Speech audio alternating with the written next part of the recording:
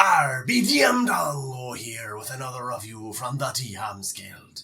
This time we're gonna be looking at Treasured Finds by Cogwood Publishing, currently on sale for $3.99. I better be signing some good booty in this one, or somebody gonna be walking the plank.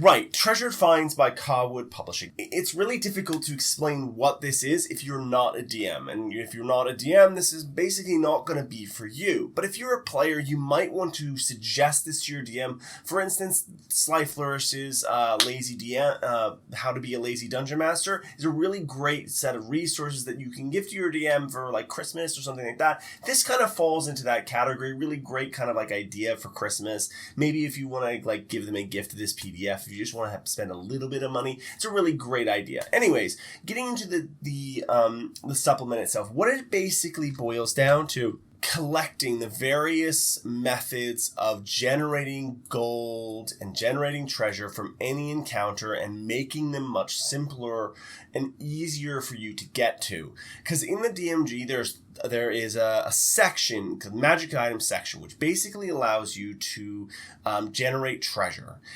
It takes a huge amount of time to roll on multiple tables, so if you're trying to do it in the heat of battle, you're trying to make up this random treasure chest very quickly, it can take a very, very long time to actually generate these treasures. And it doesn't feel very interesting. Like the things that tend to be in them are, you'll be rolling like, here's for an encounter, for an individual treasure, you roll on 3 different tables to figure out how much gold they have, and you end up getting something like 6 platinum pieces at the end of it. That seems really a lot of effort for what should be a really simple thing. Now, what this does is it takes those things and converts them into much simpler tables to roll on. So for instance, if you have a challenge rating of 0 to 4 and you have an individual treasure, so basically what's in their pockets, most of the time that's going to be gold. So things like if you have a challenge rating of 0 to 4, you're looking anywhere from you could have 7 electrum pieces, 18 gold pieces, but you roll once, a D100, and that's it. You don't roll on multiple tables. You don't roll in any individual things. You just get roll once. Same thing with any challenge rating 5 to 10. Now, the thing that changes is when if you say this character has an individual magic item, well, here, roll once. Here is the thing you get for challenge rating 0 to 4, challenge rating 5 to 10, and so on and so forth. And it makes it easy because it separates it by challenge rating rather than just saying roll on table A, B, C, or D, or E, F. It doesn't give you a good understanding of why you shouldn't give your players a +4 weapon at level 1. At least in the DMG, in that section of it. There are other sections that tell you how to do this, but this gives you an easy way of saying, well, I want to give my players some rewards. I want to give them something interesting. So give them, say, glamored studded leather armor. That's a really great, like, challenge rating 0 to 4 item. It's not going to break the game. 6 +1 arrows. Again, not going to break the game. A +1 short sword. Not going to break the game. Really interesting, really useful things. At challenge rating 0 to 4, challenge rating 5 to 10, it separates it out in a way that is much more helpful when designing encounters. It gives it a better feel and way of going through it. And even that, from there, you move on to treasure hoard tables, which give you treasure chests and tell you, are they trapped? Are they poisoned? Do they have these things about them? What do they look like? It gives you a lot of extra things to go on to build these treasure chests up, and you have like a whole bunch of different ones based on the challenge rating. Again, it goes up from 0 to 4, 5 to 10, and then 11 to 16, and finally 17 to 20. Well, 17 to plus, basically, from anything beyond that. And then you move on to things like, well, you built the treasure. Now, what do you need guarding it? And so, well, you can go into the next thing, and you go into flame skulls and things like for challenge rating 0 to 4. Well, what should be guarding this chest? If it's powerful enough to kind of be worth guarding, what should protect it? Well, things like hobgoblin captains, dread dragon wormlings, gargoyles, even just down to commoners, like just a guy standing on a street corner, kind of like guarding the entrance to this alleyway that happens to have this chest that he's supposed to be guarding. Now, you can build stories around like why they're there, but it gives you a good understanding of the kinds of things that should be protecting various treasures of this level. So, for instance, if you're looking at something like a challenge in 17, perhaps the Tarrasque should be guarding this particular set of magical items. So it's a great idea from a lot of different things. Now, moving on from that, you have a bunch of NPC Guardians tab. So various NPCs that you can run as part of an encounter. So these things range from, like, you get barbarians, you get bards, you get all kinds of different interesting NPCs, like humans, high elves, dragonborn, all kinds of different things with personalities that go around along with them to kind of give them some interest in things and build encounters based around these NPCs. Rather than using like just a normal monster, you can have Odin Ironbeard, the Forge Domain cleric who protects it, enjoys his fine food, drink, and high society among his Templars elite. Looks a stocky older dwarf with grey hair, a grey beard, and dark blue eyes. His characteristics are through tradition.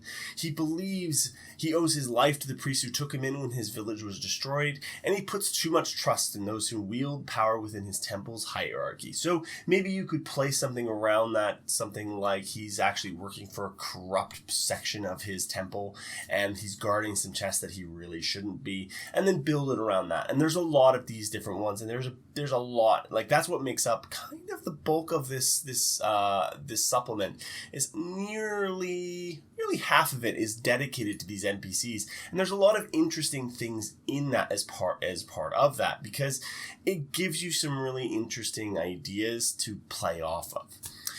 Finally, you've got things like miscellaneous treasure tables. So like, where is this treasure? What is it contained inside of? So for instance, everything from flying castles to demi-planes, and from a magical room all the way to vault with enchantments. So it's really easy to build a whole lot of encounters around these treasures. So if you also can add additional traps. So like, well, what else is trapped? What else happens if they try to get this thing? Well, maybe a delayed blast fireball goes off, or perhaps the entire room gets teleported, or maybe it's more like a trick and gravity just reverses, or maybe the chest just begins to sing, unnervingly so. And there's a lot of interesting stuff around that kind of thing. And you can add in some mundane items just to give some extra flavor. So like maybe there's a wooden figurine inside of it, and you can build some stuff around that as well. And that's the whole of this supplement. Treasured finds. What did I like about this? I liked a lot about it. I liked the fact that everything is organized into challenge rating sections. Rather than trying to find out which magical item is on which table and kind of having a vague understanding that maybe magic table A and B are for the lower ends, and then the magic table C and D are in the middle, and this explicitly spells it out and says, this is the challenge rating that these individual treasures for. I really like that. It was a really great stroke of genius to sort it and organize it that way. I like the fact that there are multiple different chests in per treasure hoard, because it makes it unique, and you're probably not going to need more than say 8 per like challenge rating area. So like, because most parties and groups will move on past that point and won't get more than 8 treasure chests per like set, as it were. And it means that when they come across a chest that you say it's a rotted wooden chest, they go, oh, is it locked? It's like, yes, it's locked. Or maybe it's not locked, and oh dear, there's a poisonous gas trap that causes a 1d6 poison damage in a 10-foot radius. It's really kind of like allowing it to be really interesting, and you get a lot of use out of it if you're running a campaign from end to end, or even running one-shots or just trying to build encounters around this. I can imagine this would be really useful for a lot of the DMs Guild authors out there as well, because building these chests via this method is much simpler than trying to run through the DMG, or building your own magical items, or building your own treasure tables, or building, like, I want to put it, so like, I build an encounter, I build a whole adventure, and I want to put a treasure chest in there. I have to roll on 6 different tables just to try to figure out, and I kind of have a vague idea, now that I've been doing it long enough, that these items are for this challenge rating. This explicitly sells it out, and for a godsend, and for having those chests in there and saying, this is the treasure chest you need, this is the thing you roll on it. And you can just pick and choose and go, well, I think Horn of Blasting might be interesting, and I think maybe the Potion of Gaseous Form I'm not so keen on, but I'll put, but it's got a Qual's Feather token and a Folding Boat. I kind of see where that is going. I kind of see the thematics between them. It's a really good thing to kind of like have them all together.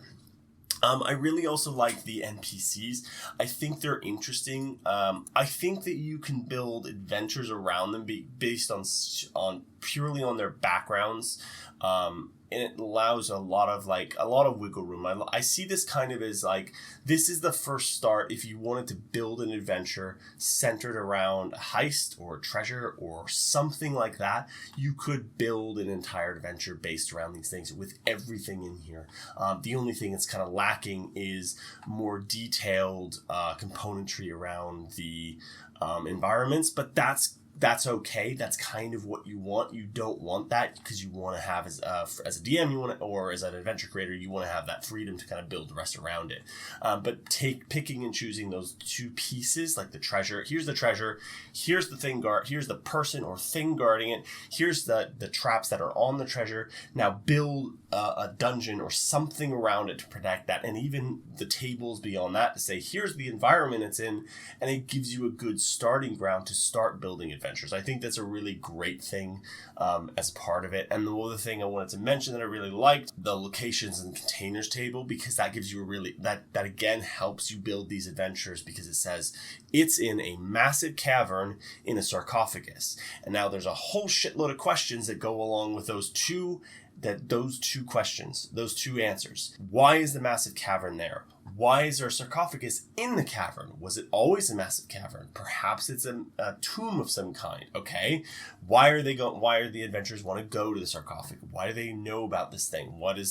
And you can build a lot of different things around those two questions around this treasure. Treasure is kind of one of those things that allows you to build encounters and adventures. It's a really great tool for that in general. So as a DM, I recommend for some people, it can be a really great way of trying to build encounters, is to start with the treasure and work your way backwards. What are they trying to get to? What are the players trying to get, retrieve, or destroy, and work your way backwards? Because by doing it that way, and this helps with that, you find that a lot of the questions that get asked is like, what's guarding it? Where is it? Why is it there? How long has it been there? Who put it there? All of those questions begin to expand and allow the adventure to grow very, very quickly. And the encounter as well, because you can go, well, these things are guarding it. Well, what thing? So that thing is guarding it. Okay. But it's in a massive cavern. He can't be alone. So there must be these other things in here. Okay. Well, how did he stay alive as being in this massive cavern? If he's like a normal mortal, if he's an undead, it's like more kind of, it's like, okay, maybe that doesn't make sense. Maybe we use a different monster for that because it doesn't make sense for him to be there. And you very quickly narrowing the possibilities means it's easier for you to construct a plausible adventure. Trying to do everything with a blank piece of paper is very, very hard, and I think this helps with that tremendously in a lot of interesting, unique ways. It seems like it's doing one thing, but it's doing a lot of little bits and pieces across a wide gamut of things. I would almost call it a different kind of product. I would call it an adventure builder helper. It's not helping you build a treasure, although that is one of the things it can do. It's much more useful as, I want to build an encounter that's centered around treasure, and it allows you to do that very, very easily. Now, on to things I didn't like. I can't say there is anything in here I don't like. I think everything in here serves a purpose. It is very succinct. I don't think there's any extraneous information. I don't think there's anything that's like not needed. I think there's a really good answer for every question for what the product is and what it's trying to do. Some reasoning behind why certain magical items are in certain CRs and ones are in higher CRs might be a good thing. to look at. And also it may be a good thing to look at specifically. I know that in some of the lower challenge rating stuff, there are things like Rod of the Pact Keeper, which is notoriously very, very strong for its supposed uncommon magical items level. There are some other things around that kind of point.